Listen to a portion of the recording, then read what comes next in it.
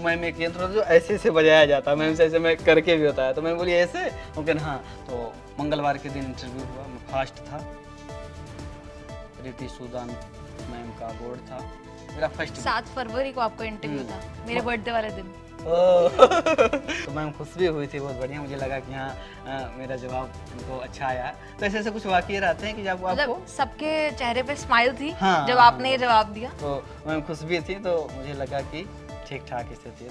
फिर एक अच्छी खुशी हुई कि हाँ अब इंटरव्यू तक पहुँचे, क्योंकि मैं शुरू सोचता था कि हूँ ना हूँ एक अलग बात है, एक बार सब चरण से तो गुजर जाऊँ कि बाद में कोई ये नकाने वाले मिले, अरे प्रिय नहीं निकाल पाए, अरे मेंस ही नहीं निकाल पाए, अरे इंटरव्यू ही नहीं दिए तो क्या जानूँ यूपीएससी। उस चरण तक भी मैं फिर कहा कि भगवान रिजल्ट से मतलब नहीं, उस प्रोसेस में साथ रहना। बोर्ड में इंटरव्यू हुई 7 फरवरी 2023 न्यू दिल्ली। अच्छा, इंटरव्यू के फर्स्ट वीक में ही मेरा इंटरव्यू था। इंटरव्यू को यूपीएससी का 3.5-4 महीने चला है, मेरा फर्स्ट 7 फरवरी को आपका इंटरव्यू था, मेरे बर्थडे वाले दिन। उस समय आप संपर्क में होती, मैं आपको बधाई भी दिया होता। तो उस दौर में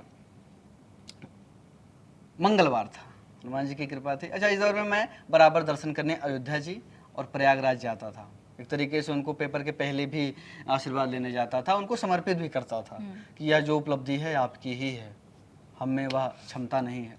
तो मंगलवार के दिन इंटरव्यू हुआ, मैं फास्ट था, प्रीति सूदान मैम का बोर्ड था। अच्छा इंटरव्यू हुआ, सामान्य इंटरव्यू हुआ। जो चलते हैं जो बच्चों, कोई परेशान करने वाला नहीं हो, केवल देख रहे हैं कि आप 23 साल की उम्र में आप रियल में हो क्या। वो लोग बहुत ब्रिलियंट लोग हैं, बहुत इंटेलिजेंट लोग हैं, उनके प्रति मुझ में बहुत अटूट आस्था थी, पता नहीं क्यों अभी तक यूपीएससी में, क्योंकि यही एक एग्जाम अनबायस्ड फेयर जिसको मैं मानता था कि ये कोई भेदभाव नहीं करे। तो मैं गया मैम से, ठीक ठाक वहाँ पर क्वेश्चन भी हुए और उन्होंने मुझको एक बेहतर नंबर 190 नंबर भी दिया है, जो one of the best marks माने जाते और हैं। 190 के पीछे की कहानी, क्या सवाल पूछे गए, मतलब इसमें बहुत दिलचस्पी रहती है। हाँ, क्या हाँ। कुछ पूछा गया बोर्ड में? इंटरव्यू तो 25-30 मिनट का होता है कॉमन, तो उसमें अगर मैं कहूँ एक अच्छा सवाल, बड़ा बढ़िया जो क्वेश्चन था वो था यूपी का कि जो छुट्टा पशुओं की समस्या था, क्योंकि हम लोग ग्रामीण क्षेत्र के लोग हैं, कृषि से संबंध रखते हैं, वो लोग आपसे वही पूछेंगे जिससे आप संबंध रखते हैं, आपसे वो कभी नहीं दूसरा रॉकेट साइंस पूछेंगे। और पर्सनालिटी देखने में कठिन क्वेश्चन का काम नहीं होता, सरल में आंकते हैं आपको कि बनावटी ना दिखे।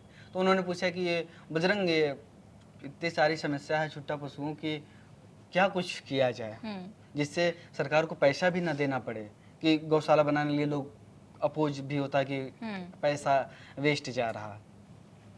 तो मैं उनको अन्य जो उत्तर होते बताया, फिर मैं कहा कि सर मेरी एक जो जेन्युइन, मैं खुद सोचता हूँ, मैं रह के बड़ा कुछ सोचा था, तो एक विचार मेरे अंदर आया था इनोवेटिव कि ये हो तो ज़्यादा बढ़िया है।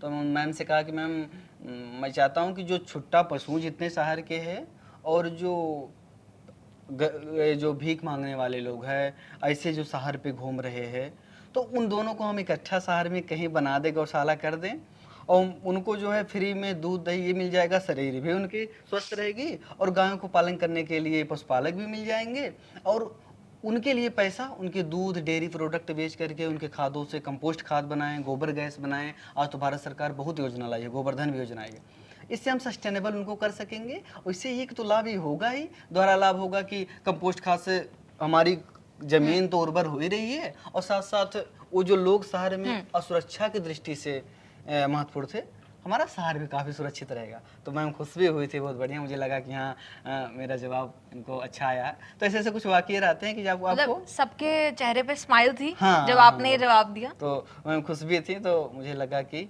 ठीक ठाक स्थिति है। तो ऐसे बहुत, जो कि हमारा जो हॉबी में लिखा भी था पौराणिक प्रवचन, क्योंकि स्थितियां आपको कभी कभी बहुत बड़ी तरफ ने आपको यहीं लाती हैं जहाँ मजबूती मिले, तो मोटिवेट करना, बिरहा, लोकगीत सुनना, तो यही सब हमारी हॉबी भी उसमें और थी। क्या पूछा गया? वो बिरहा के बारे में पूछे थे, तो कौन थे जनक, कैसे कैसे बताया। फिर एक तो मैं वाद्य बता रहा था, तो मजीरा का आया, तो बोली मैम मजीरा क्या, तो मैं उससे कहा मैंने कि मैम एक यंत्र होता है जो ऐसे ऐसे बजाया जाता है, मैम से ऐसे मैं करके भी होता है। तो मैं बोली ऐसे, ओके हाँ। तो लगा कि एकदम फेमिलियर बात हो रही है, कि हमसे काफ़ी सीनियर लोग हैं, बस हमसे नॉर्मली बात कर रहे हैं। तो यूपीएससी खुद में बहुत खूबसूरत, ना केवल संस्था, उसका प्रोसेस बहुत अच्छा है। आपको खुद पे विश्वास हो, उस प्रणाली पे विश्वास हो, जरूर पहुंचेंगे। रामधारी सिंह दिनकर पुनः कहते हैं कि वर्षों तक वन में घूम घूम, बाधा विघ्नों को चूम चूम, सा धूप घाम पानी पत्थर पांडव आए कुछ और निखर, सौभाग्य न सब दिन सोता है, जाने आगे क्या होता है।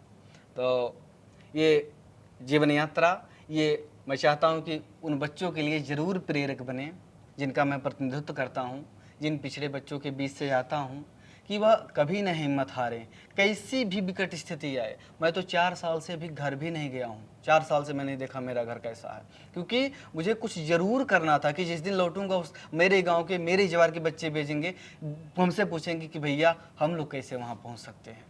तो उनके लिए हम न केवल मार्गदर्शन बनेंगे, बल्कि यह संघर्षों की कहानी शायद उनको अगर कुछ भी प्रेरित कर सके तो यह मेरे लिए सौभाग्य की बात होगी।